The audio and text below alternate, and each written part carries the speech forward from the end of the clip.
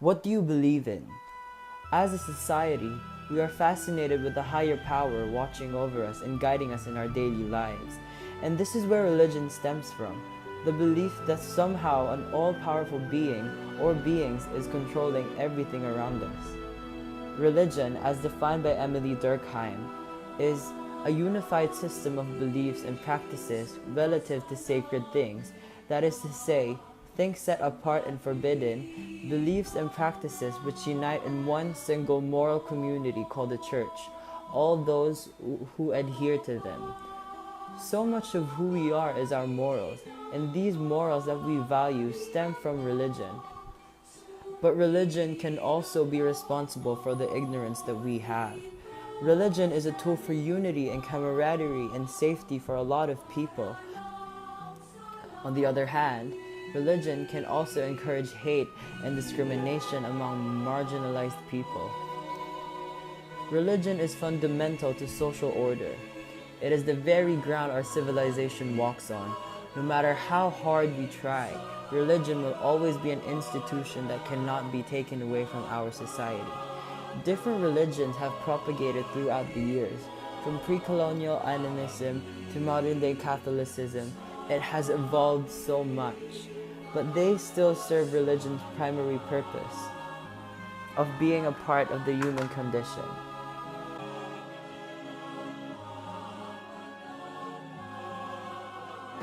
Okay, so what is religion during the pre-colonial Philippines? So during that time, I can say that we have faith now. We have our own belief. Basically, we worship nature. So we believe that nature has a spirit, no? And because of that, we give importance to all the inanimate objects around us. Okay? Native Filipinos at that time, or the natives in the country during that time, can be either a pagan, okay, or an animist. Okay? As I said, they worship things around. No? Early Filipinos believed that the world was inhabited by both good and bad spirits, as well as supernatural entities for which they show respect through worship. We commonly know these spirits today as anitos and dewatas. During those times, good spirits were considered as relatives while bad spirits as enemies. Every region had their own god that they believed and worshipped.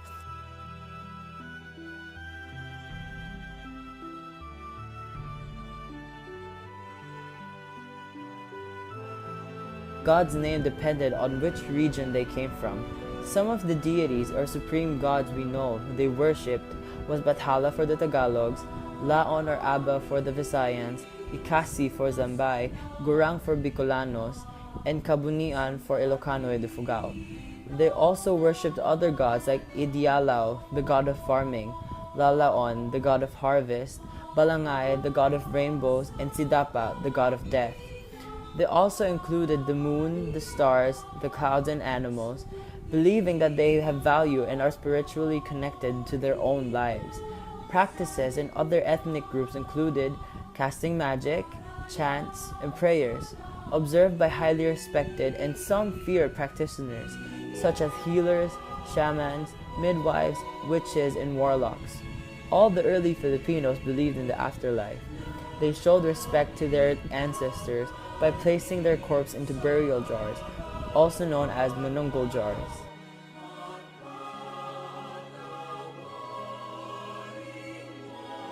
Right now, most of us are Christians. Philippines is predominantly a Christian country, Catholic for that matter. And when you say Catholic, we believe in Jesus Christ, okay? Jesus Christ will save us all. So we believe in relationship.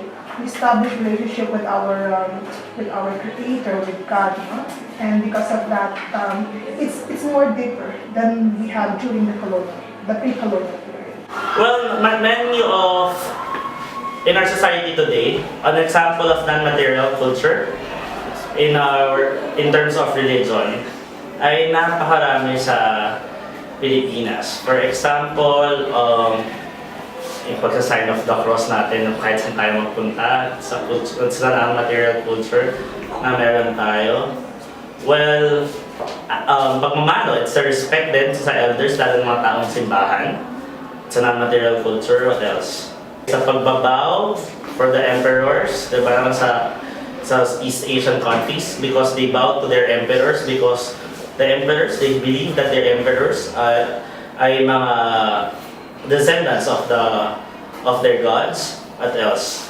Sa Hindu culture naman ay yung kanilang on how they, well, just like of the Buddhists, on how they bow, usually kasi that's how they show respect to their gods and goddesses.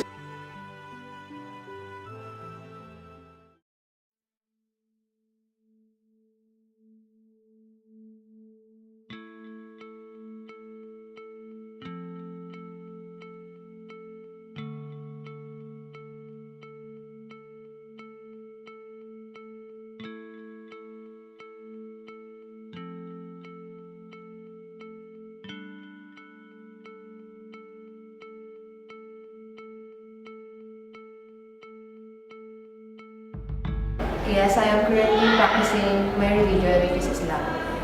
Yes, I am currently practicing this religion. Yes. Active naman kami parati twice a week.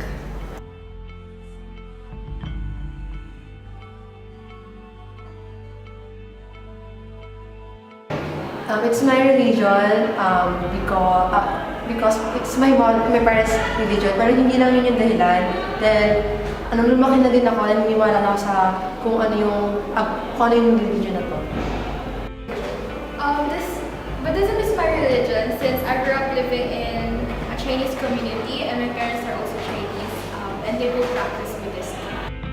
Kasi yung parents ko and yung family ko halos lahat sa kanila Catholic. So, yun, ano yan, bininyagan ako na Catholic. Kaya, yun na yung religion. Kasi, syempre nag-start sa family namin. Doon nag-start.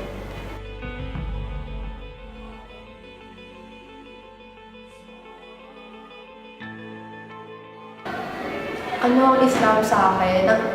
Siya yung bumubuo sa akin.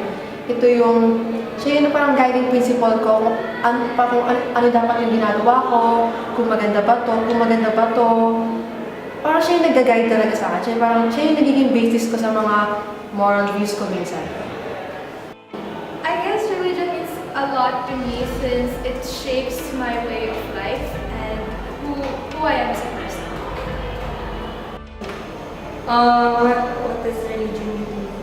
For me, yung religion, yun yung nag-shape sa isang tao. Hindi ako magiging kung sino ako ngayon kung hindi dahil sa religion ko. Kasi doon ako lumaki. Yung practices niya, yung values, lahat. Lahat ng tinuturo sa akin ng parents ko, lahat yung values and yun, ng religion ko. Kaya, importante siya. Para sa akin kasi, pag wala siya, wala akong sense sa buhay na to. Parang hindi ko man lang siya nakakausap. Pag nahihirapan ako, gano'n.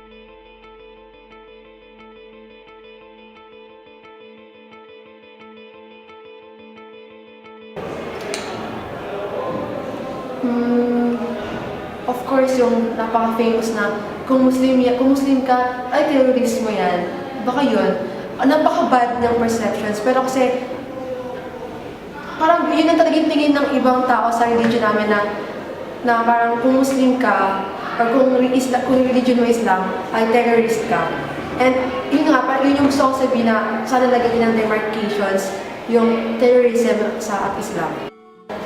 Some common perceptions that I've encountered about Buddhism is that the use of incense and Buddhism as a way of life. Sinasabi nila na to see is to believe. Pero para sa akin, if you really believe, ba't kailangan mo pong makita? Diba? Kasi nasa faith yun eh.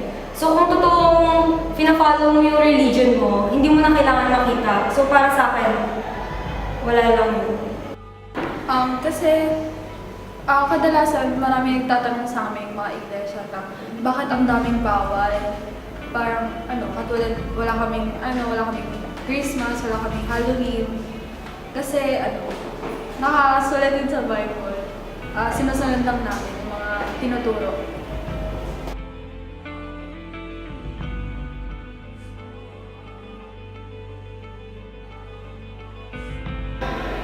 Yes, it really affects me because sometimes sobra akong kahit gusto kong sabihin sa buong mundo na hindi ganon, pero may minsan talaga dumarating yung time na wala akong nagagawa kundi magmukmok, parang iba yung tingin ko sa ibang tao at sa mundo na bakit kayo ganyan? I guess it doesn't really affect me as a person. No. Kasi alam ko sa sarili ko na Catholic ako, alam ko sa Jesus, alam ko yung values niya, alam ko yung Bible. So, ba't kailangan ko pang makita? Kasi nasa puso yan eh. Wala naman yan sa kung ano yung nakita mo. Kasi na-feel mo yun. Hindi. Kasi ano eh, pag may sinasabi silang gano'n, parang hindi na lang namin pinapansin. Hinahayaan lang namin makaraos. Yun.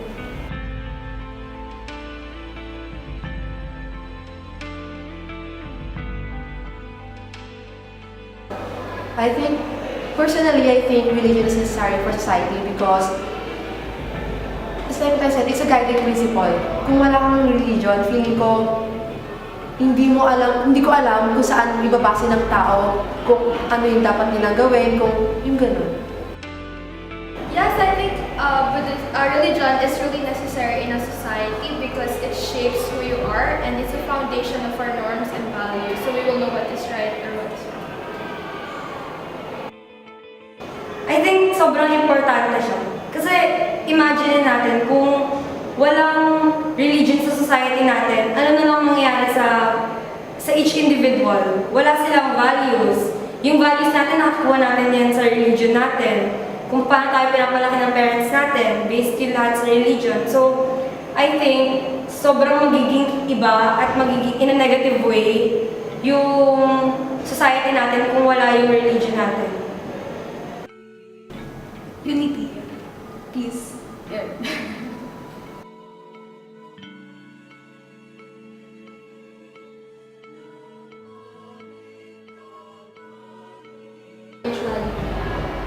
I'm not really sure what I mean by spirituality. It's a state of being. So I think parang yung religion, yun yung parang guiding principle, norms nyo, ganon.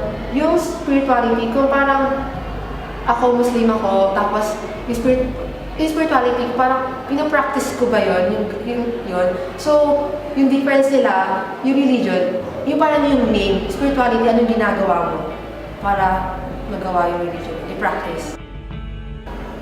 I think there's a difference between religion and spirituality because religion is often associated with worship and belief, while spirituality is kind of the essence of being. Religion and spirituality. Religion, para sa akin, yun yung iba't ibang klase. Parang kunyari, may iglesia, may Catholic, may Protestant, may ganon. Feeling ko yun yung religion. Yung identity. Tapos yung spirituality is kung paano ka naniniwala. Parang yung na-adopt mo dun sa religion mo. Feeling ko, yun yung spirituality. Kung ano yung na-form sa'yo. Parang hindi naman siya nagkakalayo, yung religion tsaka yung spirituality. Kasi pag parang kang spirituality, parang na-apply mo siya sa religion, sa yun.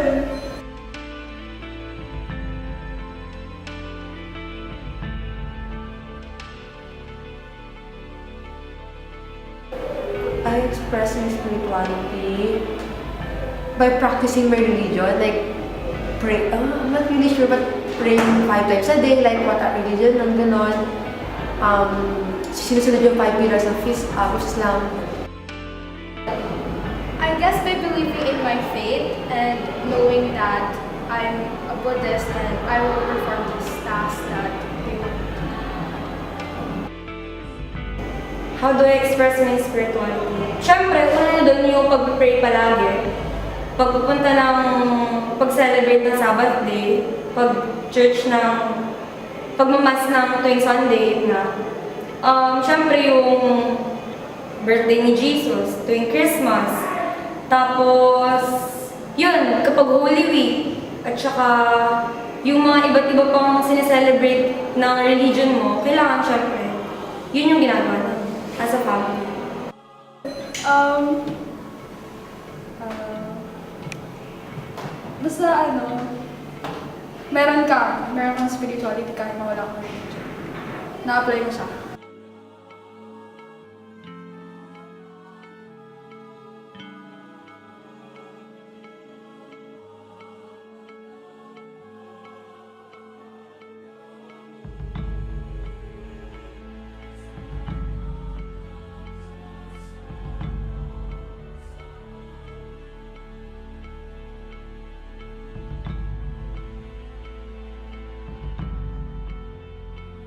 Right, first of all, if you have to practice religion, the first thing that you must do is study it. Otherwise, it's just blind following. But sometimes, sometimes you study religion, academically speaking, without the intent of studying it. For example, in religious studies, you must not focus on only one religion. But if you study religion for practice, that means that it is the absolute religion that you must believe. Meaning, there are no other truths or alternative truths in most religions other than the one that you are already studying for practice. But if you are going to study it just for the sake of studying it, you must focus on other religions as well. So that's a major difference. Well, in Asian civilizations, well, I teach Asian history in the college before, and I always tell my students that we need to study the different religions because the different philosophies in each religion can be helpful and we can apply it in our daily lives. Hindi porket ikaw ay Katoliko, hindi mo pwedeng gawin yung mga mabuting ginagawa ng isang Buddhist or hindi mo pwedeng gawin yung ginagawa ng mabuting Muslim. So yung iba't ibang relihiyon na yun ay maaaring hatulong sa atin bilang isang mamamayan regardless of your religion. So that's the reason why we need to study different religions in order for us to analyze the positive teachings or lahat naman sorry for that. Lahat naman ng turo ng religion ay positive. The interpretation of the different people dun sa teachings na yun ay yun that made it negative. So lahat naman ng ito ay makakatulong sa atin bilang Pilipino or kahit ikaw ay miyembro ng anumang relihiyon, yung mga filosofiya na sa tingin mo ay kaya mong tanggapin para ikaw ay maging mabuting mamamayan, kaya natin siya inaaral para tayo matuto. This is a disclaimer. I'm no expert in religion or Philippine history, but I will try my best because I was born and raised a Catholic. I practice a religion. So siguro may masasabi naman ako. May degrees so that you know my context, where I'm coming from. I have degrees in political science, in philosophy, and now theology, but nothing really na formal study in religion. So sana hindi kayo mag-expect na magsabi ako nun. Kasi hiwalay yun. Although these courses would cross paths with religion, hindi sila formal study of religion. This is a formal study of Catholicism. Ganyan. There's a big difference, although meron din silang pagkaka-intersect. Iba yung mag-aaral ka ng religion, iba din yung ipapractice mo siya. Pag sinabi mo kasi mag-aaral ka ng religion, first, we define what religion is. It means a set of beliefs na pwedeng personal o pwedeng institutional. Ibig sabihin, pwedeng ikaw yung pumili ng beliefs or there is an institution na nag-prepare na ng set of beliefs and you subscribe yourself to it. Alongside with those beliefs are ways of living, morality, and also practices, worship, rituals, ganyan. So when you say that you're going to study a religion, I remember in college we studied Asian religions. So para siyang sa classroom, magbabasa ka, Buddhism, ganyan, Taoism. So titingnan mo lang siya anong ginagawa nila doon, Islam, and you can be as detached as possible. There were times when we visited temples, for example, I remember the Buddhist temple if you've seen in Dito Cruz. So pumunta kami ron a long time ago. Sabi ko, gusto ko yung buhay nila dito. Very simple as compared to the life of a Christian. Alam niyo naman yung mga Katoliko na minsan hindi na austere yung lifestyle. Ibig sabihin hindi simple.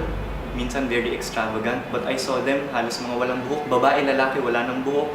Tapos very simple, ang kinakain nila veggies, ganyan. But just the same, at the end of the tour, I was able to go home and tell myself, I'll still be a Catholic. I'm just studying the religion. But your study of religion will never be complete unless it makes a personal impact on you. Ibig sabihin, ang relihiyon and religious experiences can never be impersonal. Walang pwedeng tao na magsabi na, ito yung religion ko, tapos hiwalay siya sa buhay ko. Your religion and your way of life has to breathe together. So when you study your religion, it makes you understand more what you believe in. Pag naiintindihan mo yung pinaniniwalaan mo, mas may bunga. Meron din namang mga Katoliko na Catholic lang sila, na we call them nominal Catholics, nomos, name. Catholic by name. Ibig sabihin, hindi naman sumusunod dun sa beliefs o dun sa teachings. Meron ding cafeteria Catholics na parang pumipili lang. Ito lang ang gusto kong belief. And this can apply in any other religion na minsan napagkakamalan halimbawa yung mga Muslims na terorista. But you know, in Mindanao, when I was teaching, I had students who were Muslims and they were very kind and malambing. These Muslims that we see on television who are bombing people, killing innocent lives, these are extremists. Sobra nilang isinasabuhay yung teachings na lumalagpas na dun sa talagang intention originally nung founder. But there are many Muslims who are living in peace. In fact, Christianity and Islam have common roots if you will trace its history. Di ba makikita natin yung history ni Sarai, ni Ishmael. These are in the Bible and these are also in the Quran. So, pag pinag-aralan mo yung isang relihiyon, pwede kang humiwalay, pero mas maganda na yung relihiyon na pinagsusubscribean mo, pag-aralan mo din para naiintindihan mo siya. Some of my classmates walked around the campus. We assume that most of Thomasians are Catholics. Of course, there are non-Catholics and we respect them. Some of them were asked about the creed. The creed is the main prayer of Catholicism, the apostolic symbolorum. So in the creed, nandoon lahat ng basic tenets, the 12 tenets of Catholicism. And some of them did not know what it means. This is not to insult our fellow Thomasians, but this is an invitation for us to study what we believe in.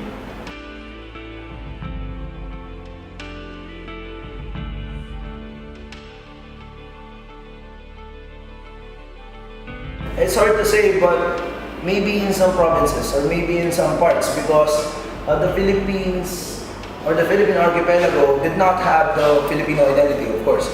And as such, we were broken up into provincial fragments with different cultures, with different languages, which means that any powerful nation or country that comes by can easily colonize us. And during that time, the predominant religion in our area is Muslim or Islam. So if no colonizer came by, we're probably going to be mostly Islamic region or area without a Philippine identity. But of course, history will be different, and that means that maybe some provinces or some islands will survive, and the other kinds of religious beliefs like animism or polytheism or paganism might have survived. Ako, yes, because, generally we're archipelagic. Then, wala namang masama yung pagniniwala natin sa spirits noon. Kasi, sa tagal ng bago dumating ang mga Spaniards dito, naging maayos naman yung society. Naging mayaman yung society. So, these religions naman, during the pre-colonial Philippines, affected the Filipinos in a positive way.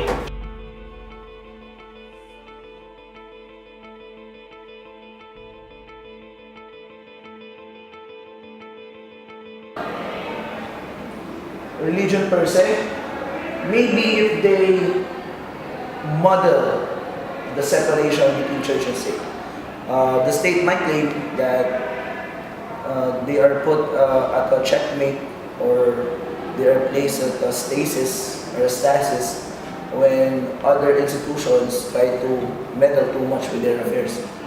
But that's largely talking about perception, because of course in the position of religion, if they interfere with the affairs of the state, I'm sure that the goal is for good, because they're going to base it on their scripture or the Bible, which is of course intended for good. Well, as we all know, lahat naman ng nangyayari sa mundo ay may positive and negative effects eh. So having religions, but the philosophy of it, dapat positive, but the interpretation of the teachings of the different religions, yung tao ang nagpapasama doon sa mga religion. Because the interpretation of the different religions ay nagiging extremist tayo. Na to the point that extremist philosophy or extremist analysis or interpretation of the teachings that made it bad for us, bad for the society. Religion should be seen as an institution. When we see something as an institution, it means it's composed of people. But ang kaibahan kasi ng Catholicism as an institution is it's not just a human institution, it's also divine. That's why we cannot judge an institution simply by saying, ay si kura paroko ko, yung parish priest ko, tinuturo niya na dapat maging pure tayo, tapos nalaman ko meron pala siyang mga illicit relationships or meron pala siyang vices. So hindi na lang ako magiging Katoliko kasi hindi pala credible yung mga tao inside it. But the institution is not just human, it's also divine. When we follow the church, we are not precisely following the priests. Although sana nag-expect tayo na yung mga pari natin banal, ang sinusundan natin ay si Kristo, yung founder, yung nagtatag. So siya na lang ang tingnan natin dahil siya yung perfect. However, when we look at an institution and how it shapes society, it can also come to a point that it influences the society in a negative way dahil yung mga tao mahina nga sila. So kung yung mga nandun sa loob ay hindi isinasapuso yung teachings ng religion, pwedeng yung mga nagsasubscribe dun sa religion na yun ay maapektuhan din yung way of life. So it can be that there's a negative effect.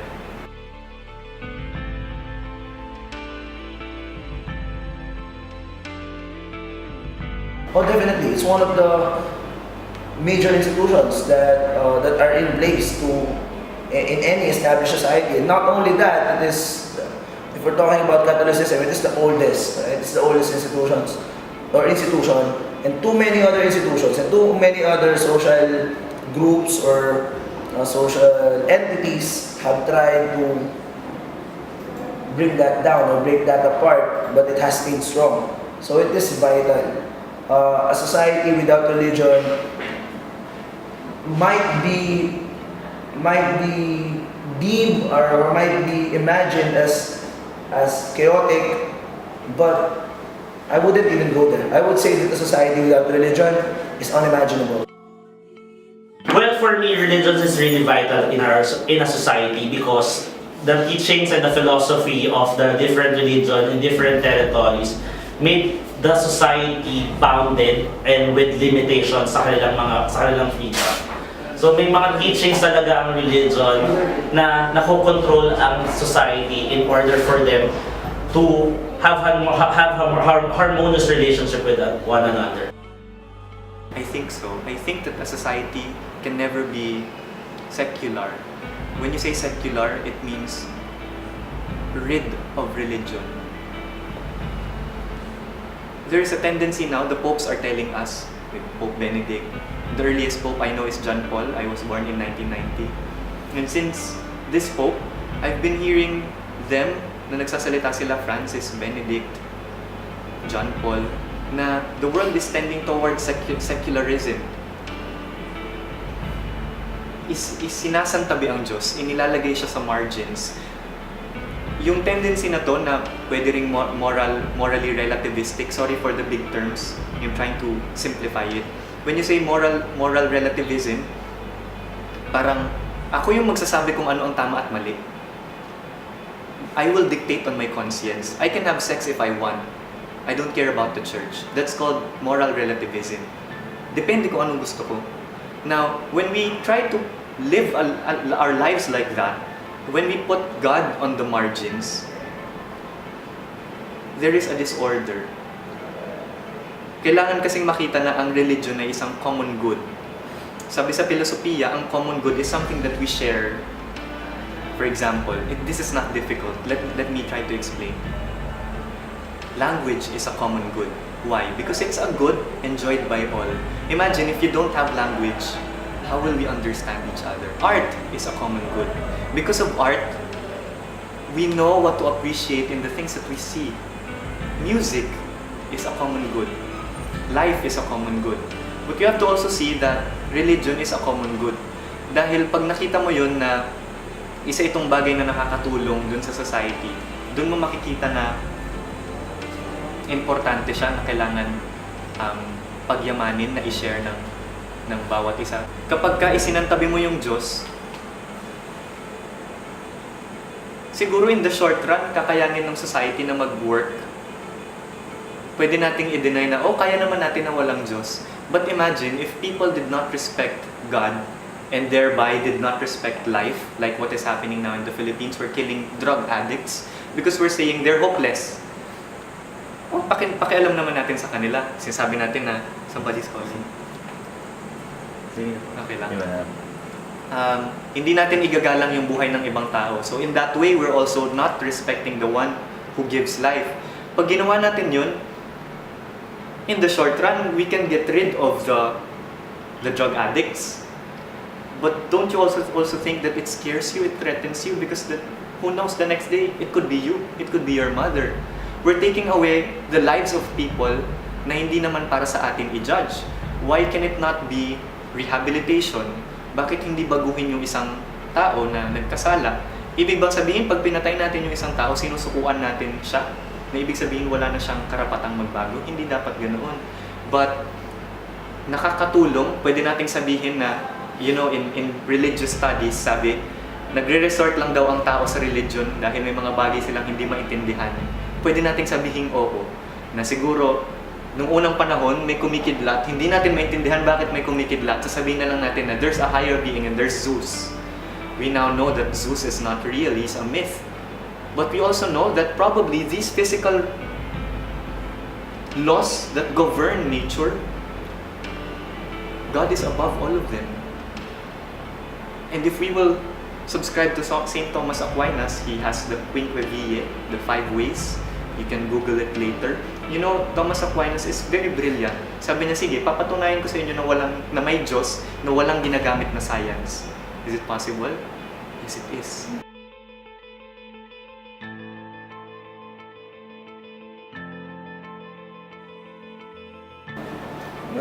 Because of our colonial mentality, colonial mentality gives a connotation that it is negative, but as a general term, as a general and unbiased term, colonial mentality includes the positive contributions of the Spaniards or our colonizers to our society, which is historically is Catholicism as their greatest legacy.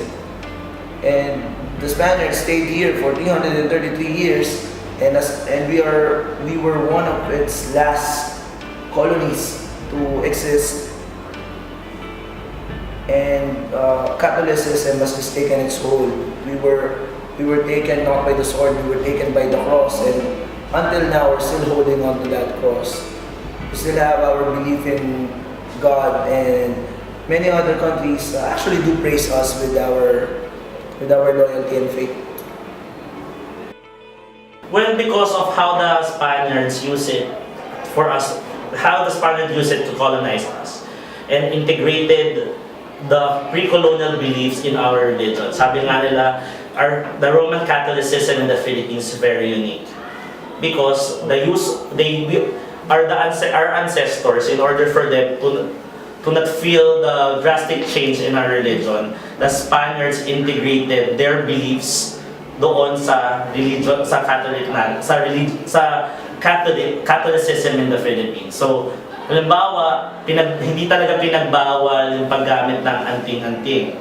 Ginamit lang nila ito na ito scapular. At hindi na anting-anting gamitin mo, scapular na. So integrated yung pre-colonial belief doon sa Catholicism.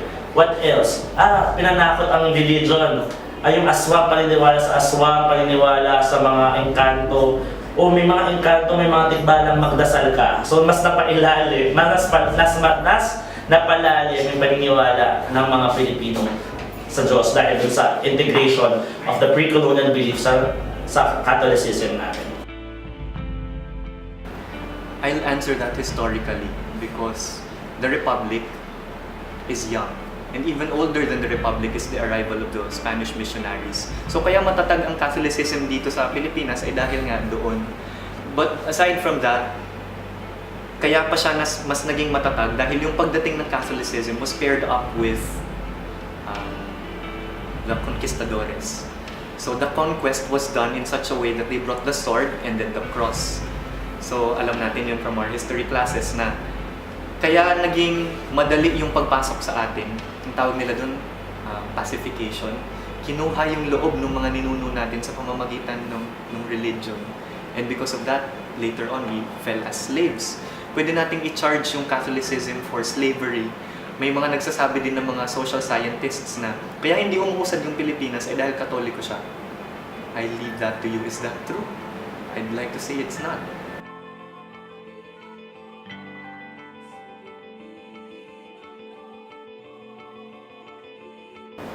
Not necessarily. Being a patriarchally based society hinders us from our country's advancement. Being a gender insensitive group of people hinders us. Being a socially regressed nation hinders us. Being intolerant and ignorant hinders us from our country's advancements. There are so many things that you must blame or that you can blame for our foibles other than religion.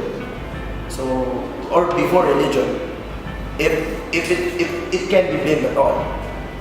But we're talking about people here who are corruptible by evil. So they are the cause of they are the hindrance themselves. No. That's as a Roman Catholic as well, my relatives are Aglipayan. I have a cousin who is a converted Muslim. So if you respect other religions, regardless of your beliefs or regardless of your philosophy, as long as you try to understand them, as long as you respect the people around you, regardless of your religion, our society will be better. I'll respond from my political science side. I don't think so. The reason why the Philippines is poor and not progressing is systematic. You cannot just say that it's the fault of Catholicism. Na ang dahilan kasi ng tanong mo is, Ninyo, is we look at our religion as a religion of an ugly, a grotesque God suffering on the cross, hanging, bloody. And how can you expect a people, majority Catholics, to progress if we keep on valuing, I need to suffer, I need to go through suffering. So paano tayo magpo-progress, sabi nila? You know, it's not like that. You have to look at Catholicism as larger than that. In fact, since the time of Pope Leo, I think the 10th, or I don't know which Leo, siya yung nag-start nung isang social encyclical. Social encyclicals are teachings by the church. Nagsimula yun sa Populorong Progressio. Alam niyo yung simbahan, nagbibigay ito ng mga turo tungkol sa labor, tungkol sa contraception, tungkol sa economics. And now the most recent social encyclical is called Laudato Si by Pope Francis. It's groundbreaking. You know, for over 100 years of social teachings from the church, this is new. Why? Because this is the only social teaching addressed not only to Catholics, but for every human being on earth. Dahil sabi dun, the world is our common home. So kinakausap dito ni Pope Francis yung scientists, yung people in the government, our lawyers, our economic advisors, our presidents, the different religions. Why? Because we should take care of the earth. Dahil lahat tayo nakatira dito.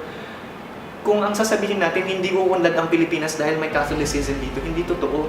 Kasi buong-buo ang pagtuturo ng simbahan na kailangan ma-liberate tayo from all ignorance, all suffering. In fact, kaya nga nandito ang UST eh. Alam niyo ba kung bakit may UST?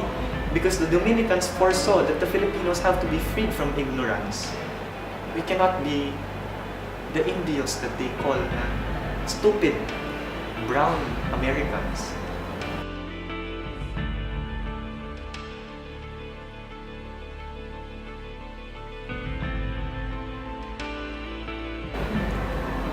If I'm going to make a forecast, I would think that we will stay largely as a Catholic country.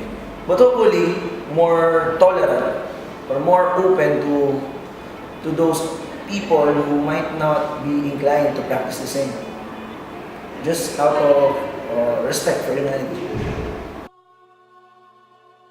We're living in a democratic country and we have the freedom to choose what's our religion, di ba? Sa mga religions, pwede. For example, ako, ang dad ko Aglipayan, ang mom ko ay Roman Catholic. Binyagan akong Roman Catholic, binyagan ako ng Aglipayan. Dahil may kalayaan ako kung ano yung gusto kong i-practice na religion, yun ang aking nagagawa. Because of the philosophy in Israel, because of our democracy, hindi naman siya nagiging hindrance or kung ano mang, hindi naman siya nagiging negatibo sa atin. Basta lang sa pagdedesisyon na related ang sa pagdedesisyon, well, apektado ang mga tao sa kanilang desisyon dahil depende sa kanilang reliyon.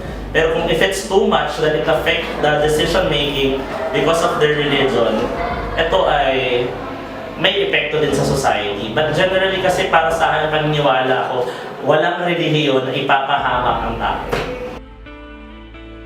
We have a professor here who's from the SBD missionaries, Father Edgar Javier. He's a doctor of missiology. I'm going to quote him. He said that prior to the coming of the Spaniards, meron na tayong mga beliefs. Although hindi siya institutionalized na religion, naniniwala tayo dun sa mga anito, ganyan, mga espiritu, mga aswang. But you know, even after the introduction of Islam, because Islam came first, and then Catholicism, you know, hindi naman nawala sa atin yun. You are very much aware, all of us in this room are very much aware that we still have superstitious beliefs. Pag may namamatay, tas may dumadaan na itim na pusa, we all know what that means. We still don't want to take a bath when there's somebody dead inside the house.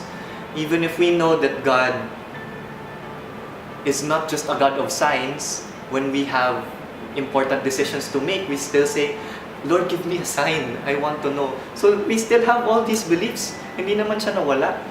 But what we have done is to Christianize these ideas. How we turn our hopes, our wishes into prayers. So Catholicism, I think, is here to stay. But much of it depends on the younger generations, us. The sad story of all this is that, you know, our education is not preparing us for the future. Our problems in the future are different from what we know today. Ang mga pinag-aaralan namin dito bilang future priests are issues of social media, how to evangelize on Facebook, on YouTube. But you know, 20 years from now, when I hopefully become an old priest, do you think there's still Facebook? Are we still going to face the same problems of a selfie generation? I don't think so. Our problems today are not the same as in the future. The world is changing so fast. Will Catholicism still be there? Is our devotion to the Virgin Mary still relevant by those times? Kasi ang tawag, I don't know if you're aware, ang tawag nila sa Pilipinas, outside, ang tawag nila sa atin, Pueblo Amante de Maria. That's Spanish meaning, a people in love with Mary. I'd like to ask you personally, you don't have to answer me. Are you in love with Mary? Do you see her as an important image in your faith life as a Catholic? There is a great challenge, but you know, from inside the church is doing all her best to put efforts na mapanatili. Alam nyo, ang Catholicism ay hindi naghahangad na panatilihing hirap ang Pilipinas o i-enslave tayo, hindi ganoon. Catholicism longs for a free and happy country, and it is here to stay. If it's about a president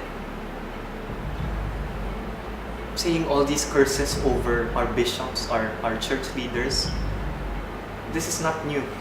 Kahit 10-20 Duterte ang ilagay natin sa Malacanang, o magbago man ang Republika, magbago man ang pangalan ng Pilipinas, ang way of governing natin, Catholicism is here to stay. How can I say that? This is a 2,000-year-old institution and it's not made by human beings. As early as the 1st century, a lot of our martyrs have been killed. Ang dami ng attempts na gustong pabagsakin. The Roman emperors have attempted so much to burn them. You know, Nero, he would display the Christians inside the, what's that structure? Yung pabilo, Colosseum. Nilalagay niya doon yung mga paggabi na, nilalagay niya yung mga Kristiyano on top of the walls and burn them like torches. So yung mga Kristiyano yung mga torch, mga pailaw. Many martyrs, hundreds and thousands of martyrs across the ages have offered their lives for this faith, and the church stands. Do you think there is any way that we can make this fall? I don't think so.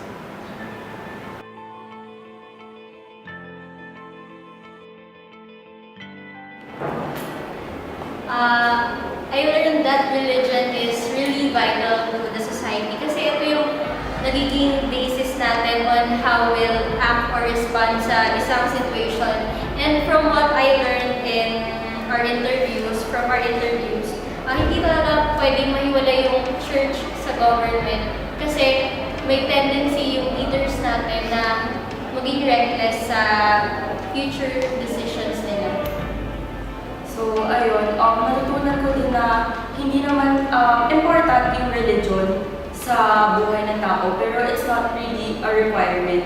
Kasi parang ano lang siya, spiritual guidance, gano'n. Tapos natutunan ko din na parang hindi siya totally divisive sa society kasi ang problema lang naman is yung mga tao na hindi kaya i-accept na laging magkakaiba yung paniniwala ng mga tao. Ako naman, personally, kasi di ba parang since nag-aaral naman tayo ng history ng religion, dahil sa mga interview, sa mga insights ng iba't ibang tao, lalo na yung mga parte ng iba't ibang religion, mas naging broad siguro yung kaalaman ko kasi parang ngayon nalaman na natin na kung ano talaga yung tingin nila dun sa mga bagay-bagay na nangyayari. Tsaka yung mga tanong na hindi pa nasasagot, na lagi natin parang iniisip gano'n, finally, parang siguro nasagot na lang sa interview namin, lalo na ni brother, kasi ang galing ni brother sa mga. Tulad po ni Kate, after this experience of interviewing different people from different backgrounds, I feel like it opened our minds to their different perspectives on religion in the Philippines. For me, I think I learned more how to value my religion, and natutunan ko yung religion is not solely na pinaniniwalaan mo, pero it has different roles in your life, not only in your life but in the society itself. And I think it really is vital sa isang society na it won't ever be lost kasi if sa tao you need it in one person if one person needs religion, paano pa yung society? Ayun, tapos kasi since parang ginawa namin itong documentary nito, parang napakarami namin tanong dun sa mga different religions, like yung parang sa Buddhism, sa Iglesia. Tapos parang iba-iba talaga pala yung practices nila, iba rin yung point of view nila sa religion ng others. Parang napakalaki pala talaga nasakot ng religion. And since yung sa sinabi ni brother, yung isang question na parang hindi ko makakalimutan na tinanong ko, tapos ang ganang pagkasagot niya is yung sinabi namin na parang, do you think that being a Catholic-centered country hinders us in making advancements? Tapos ang sagot ni Brother is, dapat hindi natin sinisisi yung religion kasi nasa sa atin yung parang decisions. And parang, for me, parang yun talaga yung nakasatisfy sa amin lahat na, so, mahalaga pa talaga yung religion. Parang, itong non-material culture na to na nagsimula from pre-colonial Philippines nag-evolve na ngayon, na hanggang ngayon dito pa din, parang napaka-vital talaga sa society. Adding to what Tehano said, religion is such a, if you think about it, like faith is such a small thing, like it's just believing in something, and that's where it kind of started, like in the pre-colonial times, the very first songs were about their gods and their goddesses and how things started, and that's kind of how religion came to be. If you like look at the influence and the impact of religion in our human society, you will see that it is a fundamental part of being human, believing in something. And if you kind of like take yourself away from your own religion, which is what we kind of learned around here, so we listen to other people, what other people had to say, what other people think about things. If you take yourself away, make yourself immoral for just a little bit, you'll see that even though different people believe in different things, different specifications, they all believe in some higher power that guides us and protects us from evil.